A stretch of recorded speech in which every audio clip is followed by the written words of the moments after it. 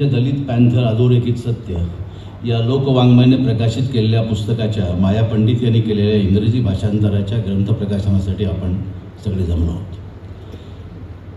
अशा वेळी माझ्या मनात माझ्या 1982 साली प्रकाशित झालेल्या आणि दिनकर गांगल यांच्यामुळे पुस्तकरूप लाभलेल्या संकल्प सामाजिक चळवळीतील तरुणांच्या जाणीवांचा शोध या पुस्तकाची आठवण माझ्या मनात येत आहे. संकल्पमध्ये महाराष्ट्रातील डाव्या चळवळीतील विविध महत्त्वाच्या कार्यकर्त्यांची कथने आहेत, परंतु त्यात दलित पॅन्थरचा चेहरा नाही. प्रत्यक्ष प्रयत्न करूनही तो मला मिळवता आला नाही, त्याच्याबद्दल सविस्तर वेगळं बोलता येईल. परंतु या कथनात चळवळीतील चळवळींचे मॉरल प्रिऑक्युपेशन, आमच्या अविनाश सप्रे सरांच्या भाषेत नैतिक पूर्वमनस्कता काय होती व कशी तयार झाली या प्रश्नाचा शोध घेण्याचा प्रयत्न आम्ही सगळ्यांनी मिळून केला होता. आल्बेर काम्यूच्या लेखनामध्ये नैतिक पूर्वमनस्कतेचा उल्लेख केला जातो. आज काम्यूच्या स्ट्रिक्ट सेन्समध्ये नाही, परंतु थोड्याशा सैल व्याख्येचा पसारा मांडून डांगरेंच्या मांडणीकडे पाहता येणे शक्य आहे काय, असा प्रश्न माझ्या मनामध्ये आहे. मला साधारण 20-25 मिनटं बोलावं, ते इंग्रजी आणि मराठीमध्ये मिश्र ठेवावं असं सांगण्यात आलं. Of right and wrong, justice, responsibility, guilt, suffering, and how one should live his life. It is therefore a moral passion without moral certainty. It is about caring intensely about justice and suffering while refusing easy answers to life. I would not say that Dangle's history is morally preoccupied in the Camusian sense. But Dangle's history is not merely political or organizational, it is morally preoccupied with the meaning of liberation, solidarity, betrayal, and the ethical possibilities opened up by Dalit Panthers. Anyway, we will discuss this further again. And before that, I must say that the publication of Maya Pandit's masterful translation of Dangle's seminal work, Dalit Panther, The Truth Underlined, is one of the monumental moments in the historiography of global radical left. I underline here, global radical left. When we are celebrating a translation of this magnitude, we are not merely launching a book. We are participating in a resurrection of an uncompromised historical truth. Arjun Dangle reminds us, right at the outset of his text, that history is not a passive list of dates, nor it is romanticized diary of isolated events. He is not only asking who founded Panthers. He is not only asking when did the meetings happen, which faction won. In fact, he repeatedly is asking questions like why did the movement become possible? What kind of consciousness did it create? Why did it fragment? What was lost when it fragmented? Can the lost unity be recovered? These are not merely historical questions. They are moral and existential questions about a movement, about its rise and about its fall. True history requires a rigorous examination of logical relationship between localized material realities and the broader socio-cultural and political currents of epoch. Dangle took off his pen because he observed a dangerous trend of pollution in the narratives surrounding the post-Ambedkarite movement, pretentious accounts and half-truths engineered to boost personal egos and project individual visionaries at the expense of collective struggle. Dangle claims that this text is an objective, systematic effort to keep the record straight for the generations ahead. आणि म्हणून मला हे लिखाण अतिशय महत्त्वाचं वाटतं. क्रांती अचानक किंवा जादूनं घडत नसते, हे आपल्या सगळ्यांना माहिती आहे. क्रांतीची प्रक्रिया कधी जळजळीत आणि बऱ्याचदा संथ असते. डांगलेंनी पुस्तकाच्या सुरुवातीलाच इतिहासाच्या प्रदूषणाबद्दल इशारा दिला आहे. स्वतःला चळवळीचे मसिहा म्हणून घेण्याच्या व्यक्तिगत मोहातून अनेकदा अर्धसत्य लिहिलं जातं, विकृत्या मांडल्या जातात. त्याला छेद देऊन एक प्रामाणिक आणि वस्तुनिष्ठ इतिहास मांडण्याचा त्यांनी प्रयत्न केला आहे, असं त्यांचं म्हणणं आहे. एका जबाबदार कार्यकर्त्याने हेतुपुरस्सर टीका वास्तुती न करता तयार केलेला हा एक दस्तऐवज आहे, असं त्यांचं सांगणं आहे. या पुस्तकात सर्वात मूलगामी मांडणी कोणती असेल तर ती म्हणजे दलित साहित्य आणि दलित पॅन्थर यांचं असलेलं माता पुत्राचं नातं. या पुस्तकाचा हा पैलू खरं म्हणजे विस्ताराने चर्चेला जावा असा आहे. डांगळे सांगतात की पॅन्थरचा राजकीय वणवा पेटण्यापूर्वी दलित साहित्यानं शोषितांच्या आणि कष्टकऱ्यांच्या मानसिकतेत विद्रोहाची ठिणगी टाकली होती. या साहित्यात तुमच्या उष्ट्यासाठी आलो ही चोख्याची वेदना होती, पण असहाय्यता नव्हती. डांगळेंनी संपादित केलेल्या पॉयझन ब्रेड या बंधू माधवांच्या कथेतील भाकरीबद्दल घृणा, राग, संताप आणि जळजळीत चीड होती. 60च्या दशकात जेव्हा बाबूराव बागुलांचा मी जात चोरली हा कथासंग्रह प्रसिद्ध झाला, तेव्हा मराठी साहित्याची पांढरपेशा, मध्यमवर्गीय आणि तथाकथित अभिजात संस्कृती मुळापासून हादरून गेली होती. बागुलांच्या 10 कथा म्हणजे प्रस्थापित मराठी सांस्कृतिक मनावर मारलेले विजेचे 10 फटके होते. त्याच काळात मुंबईत आणि अन्य मराठी शहरात लिटल मॅगझिन्सची पण चळवळ चालू होती. मध्यमवर्गीयांची आणि या दलित चळवळींमधल्या लेखक साहित्यिकांची. प्रस्थापित नियतकालिकांची होळी करणं, सार्वजनिक मुतारीमध्ये कविता वाचन करणं असे विस्कळीत प्रयोग तिथे होत होते. डांगळेंनी लिटल मॅगझिनचं अतिशय टोकदार शवविच्छेदन पण केलेलं आहे.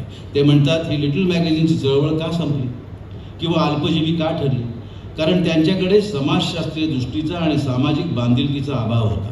त्यांनी काही मासिकांना, काही संपादकांना, काही व्यक्तींनाच प्रस्थापित व्यवस्था मानलं. आपला शत्रू कोण याची वैचारिक स्पष्टता या मंडळींकडे अनेकदा नव्हती.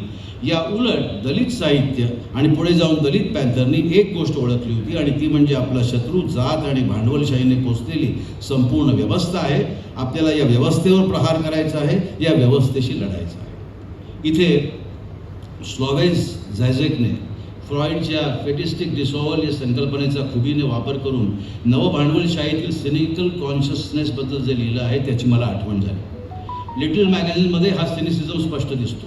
तो अनेकदा संघर्षासारखा दिसत असला तरी संघर्ष नसतो, तर व्यवस्थेचे वंगण म्हणून काम करतो. या उलट वानगी दाखल डांगळेंनी उल्लेखलेली सुर्वेंची कविता घ्या. सुर्वेंचा चॉईस स्पष्ट आहे. कामी म्हणतो चॉईस डिसाइड्स युअर मॉरॅलिटी. सुर्वेंचा चॉईस हा रस्त्यावरचा कामगार आहे. ढसाळांचा चॉईस त्याहून स्पष्ट आहे. एक्सप्लिसिट क्लास पोझिशन, स्पष्ट वर्गीय भूमिका आहे. He names the antagonism. There is no ambiguity, जर तरची भाषा नाही. There is no aesthetic distance, he is inside the contradictions. दुसरीकडे अलिप्त, द्विधा, minimal, ambiguous, nothing affirm, nothing attack directly. The gaze is cool, oblique आणि म्हणून सुरक्षित. हा जो आयरॉनिक किंवा अलिप्त अंतर राखण्याचा, दूर राहून पाहण्याचा प्रयत्न आहे त्याला झॅझेक कसं म्हणतो, आयडिओलॉजिकल सिनिसिझम. आणि लिटल मॅगझिनचे अपयश सांगताना डांगळेंनी वेगळ्या शब्दात यावरच बोट ठेवलेलं आहे. This is the brilliant socio political compass Dangle provides us. He analyses how the angry young man of the 60s little magazine movement engaged in performative disruption presented through a cynical gaze, but the movement eventually withered because they turned their backs on the harsh social realities of the subaltern masses. They mistook cultural figures for structures. The Dalit literary vanguard, however, aligned itself with historical materialism and structural critique. They understood that when you fight a system, you cannot rely merely on shocking language. You must construct an alternative framework of human values.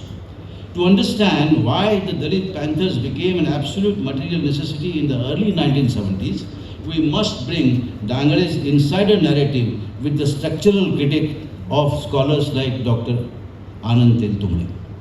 He notes that, Dr. Teltumbde notes that in the decades of the following the Mahaparinirvana of Dr. Babasaheb Ambedkar, the mainstream Dalit political leadership fell into dangerous inertia. The Republican Party of India, RPI, had fractured into self-serving factions, stuck in a loop of parliamentary compromises and middle-class opportunism. While the elite leadership bartered for power within the Congress system, the ground realities of rural and urban Dalits were catastrophic. Capitalist and feudal cooperatives were rising in rural Maharashtra, leading to a brutal surge in caste atrocities. The parading of Dalit women naked in Brahmangaon, Parbani, human sacrifices in Varangaon, total social boycotts in Bhavda, or what J.V. Pawar had elaborately described about Gawai brothers' removal of eyes. It was in this stagnant and terrifying vacuum that the Dalit Panther arrived like a bolt of lightning, breaking the chains of institutional compliance. Doctor Anand Teltumbde यांनी या टप्प्याचं जे विश्लेषण केलं आहे ते डांगळेंच्या अनुभवांशी जुळणार आहे. बाबासाहेबांच्या मृत्यूनंतर रिपब्लिकन पक्ष अनेक गटातटात विभागला गेला होता. नेते सत्तेच्या राजकारणात मशगूल होते आणि ग्रामीण महाराष्ट्रात दलितांवरील अत्याचार शिगेला पोचलेला होता. माटुंगा लेबर कॅम्पमध्ये या अन्यायाविरुद्धचा असंतोष आणि प्रस्थापित नेत्यांवरचा राग डांगळे प्रत्यक्ष अनुभवत होते. या सगळ्या असंतोषाच्या रेट्यातून आणि पॅन्थरच्या तरुणांच्या वैचारिक चर्चातून, लेखनातून आणि आजूबाजूच्या विशेषतः वैश्विक घटनांच्या मागोव्यातून, त्याच काळात महाराष्ट्रात ठिकठिकाणी उभारीला आलेल्या डाव्या युवक चळवळींच्या प्रेरणातून पॅन्थरमध्ये भरपूर घुसळण चालू होती. त्यातून दोन मोठे वैचारिक प्रवाह आणि आगामी फुटीची बीजे अशा दोन्ही गोष्टी तयार होत होत्या. एक प्रवाह नामदेव ढसाळांचा. त्याला वाटत होते की मार्क्सवाद आणि आंबेडकरवाद म्हणजे वर्गलढा आणि जाती लढा एकत्र आल्याशिवाय शोषितांची मुक्ती होऊ शकत नाही. तर दुसरा प्रवाह राजा ढाले, जवी पवार वगैरेंचा, ज्यांचा साम्यवादावर विश्वास होता आणि जे आंबेडकरी विचारांना संपूर्ण मानत होते. या संपूर्ण वैचारिक संघर्षाला डांगळे कोणताही अभिनिवेश न आणता डोळस पद्धतीने या पुस्तकात मांडतात. Here I want to bring Suraj Yengde, young scholar, and his brilliant observations. He observes that the Dalit Panther executed a masterful act of transnational translation by explicitly drawing inspirations from the Black Panther Party founded in Auckland in 1966. These young Marathi writers and poets bypassed domestic state structures and built an organic bridge of international solidarity. They took the raw vernacular humiliation of the Indian chawls and slums and translated it into global vocabulary of anti-colonialism, anti-imperialism, and racial capitalism. They proved to the world that what blackness was to America, Dalit was to India. The definitive site of structural operation and also the vital vanguard of global revolution. This global resonance is beautifully embodied in the deeply personal moment recorded by Arjun Dangale in his book. When he visited South Africa, the iconic revolutionary Nelson Mandela personally gifted him his autobiography, Long Walk to Freedom, inscribed with his own hands. This encounter proves that a cry for dignity rising from the alleys of Kamatipura or Matunga labor camp was structurally identical to the freedom struggles of Soweto and Auckland. Dangale's book attempts to paint a very large canvas, as big as almost 400 pages of his observations and documentation of various events with subtle and sometimes bold socio-political interpretations. It enlightens the reader. फार मोठा पसारा आहे. तेंडुलकरांपासून दुर्गाबाई, अनेक दलित लेखक, कवी, कार्यकर्ते, लिंबाळ्यांसारखे समीक्षक, लेखक, साधना मोर्चा ते डांगेंच्या नेतृत्वाखालचा विराट मोर्चा, बीडीडी चाळीतील दंगल, असंख्य चर्चा, हजारो संदर्भ असा फार मोठा ऐवज डांगळेंनी आपल्यासमोर या पुस्तकाच्या निमित्ताने ठेवलेला आहे. It is impossible therefore to speak on every aspect of his massive work. I had read J.V. Pawar's History of Dalit Panther. He emphasizes organization, agitation, events, leadership, street struggles accounts, while Dangale's history emphasizes literary, cultural, intellectual debates, Marxism versus Ambedkarism, black literature, Black Panther, and the network of writers and poets. Dangale writes the history of the cultural atmosphere that made organization possible. For him, the Panthers were already present in the literary rebellion of Bagul, Dayapavar, Dhale, Dasar before they become the organization.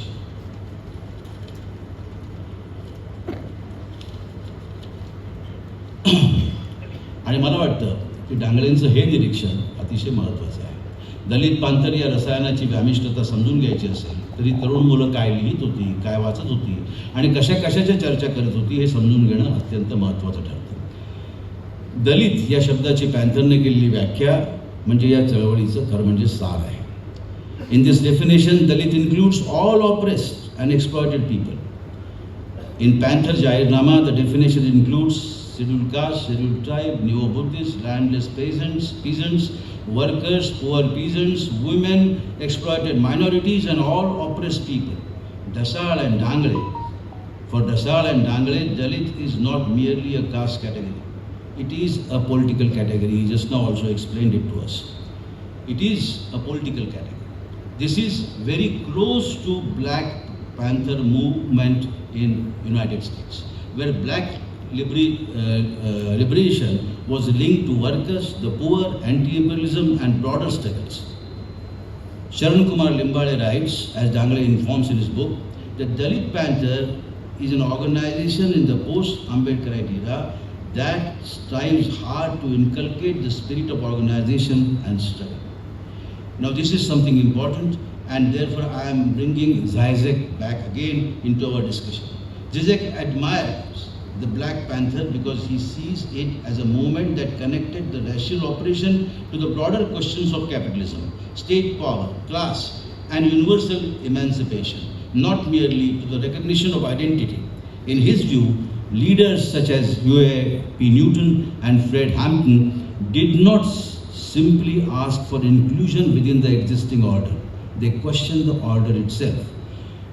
Fred tried to build alliances across the racial lines, black, Latino, poor, white, and working class communities. Hampton's Rainbow Coalition fits Zizek's idea that politics should create universal solidarities rather than remain confined within the separate identities. The Panthers began with black operation, but they moved toward a critique of capitalism, policing, poverty, and imperialism that could potentially unite many groups all over the world. As a Lacanian thinker, he is always suspicious when a movement starts treating itself as an embodiment of historical truth.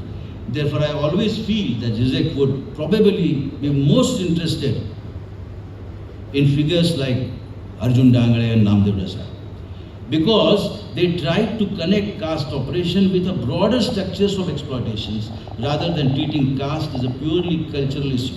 In fact, when Dangle argues that the Panthers fought both Brahminism and capitalism, he is saying something that Zizek would likely find much interesting than politics focused solely as a recognition or representation.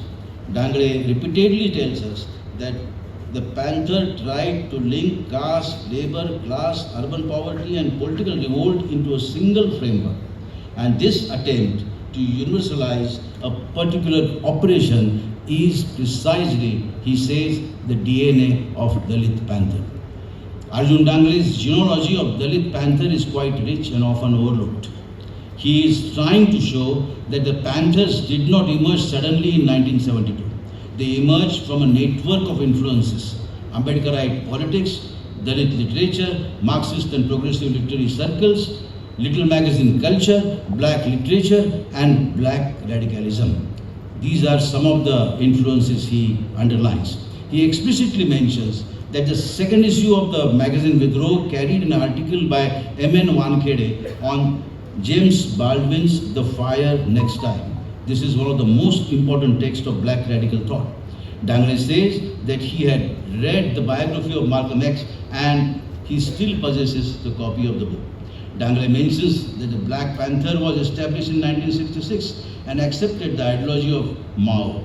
He has written about Nerurkar's translating black poetry and how he circulated journals from international Afro-Asian and Afro-Russian literary networks. Dangle repeatedly highlights M.N. Wankhede and tells that after returning from United States, he studied black literature extensively and began comparing black and Dalit experiences.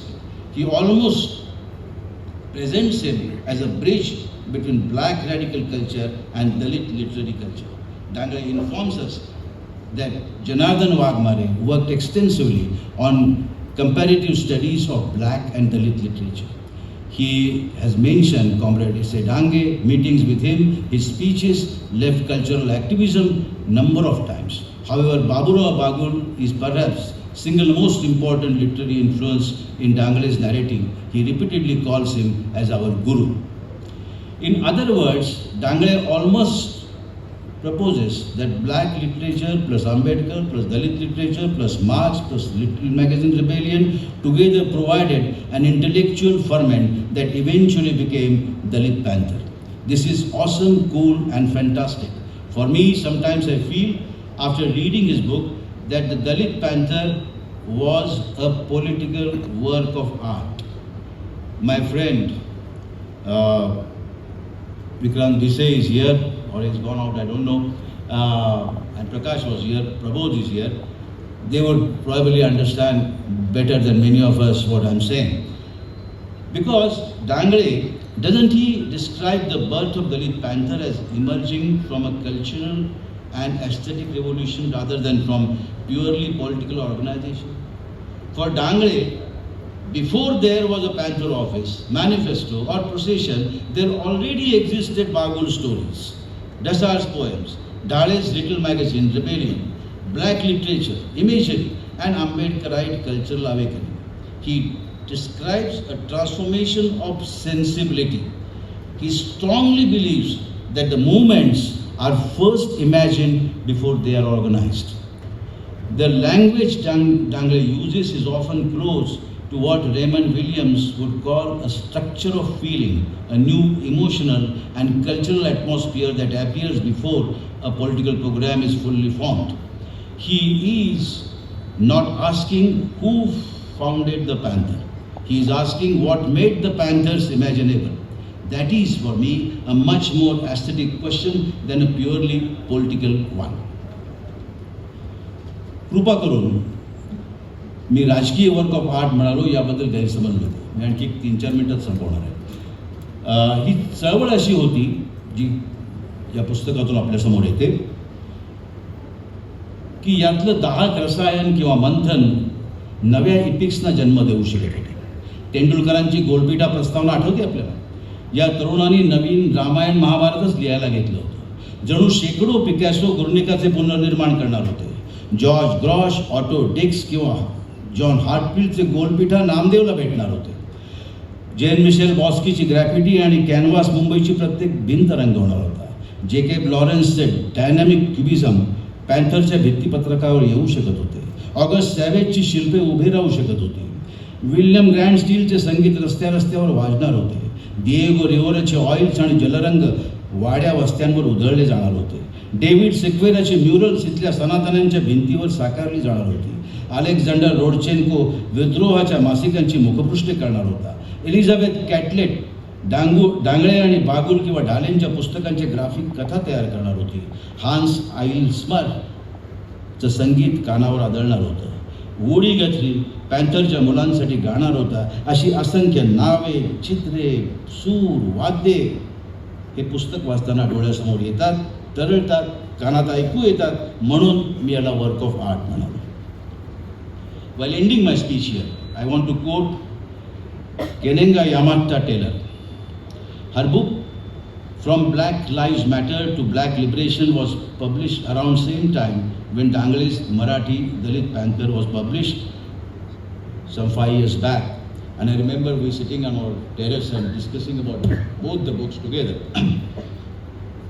And one of the quotes from her book resonates remarkably well with Dangale's understanding of Panther. She says, the black struggle has always been about more than the race. It has also been a struggle against exploitation and oppression in all of its forms.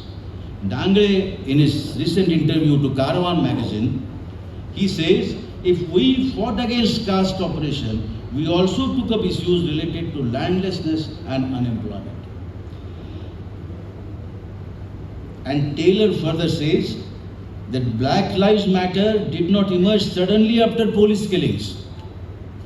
It emerged from black intellectual tradition, Marxist and left movements, and earlier liberation struggles. They are not simply reactions to oppression, they are also products of culture, memory, and imagination. I will end my speech now with reiteration of my earlier words. Arjun Dangale's history of the Dalit Panthers is not merely an organizational chronicle. It is animated by a moral preoccupation with the unrealized promise of Dalit unity. The movement appears not simply a political formation, but as an ethical and cultural horizon whose fragmentation continues to haunt the present. In conclusion, Maya Pandit's translation of Dangale's book is not a passive excavation of 1970s.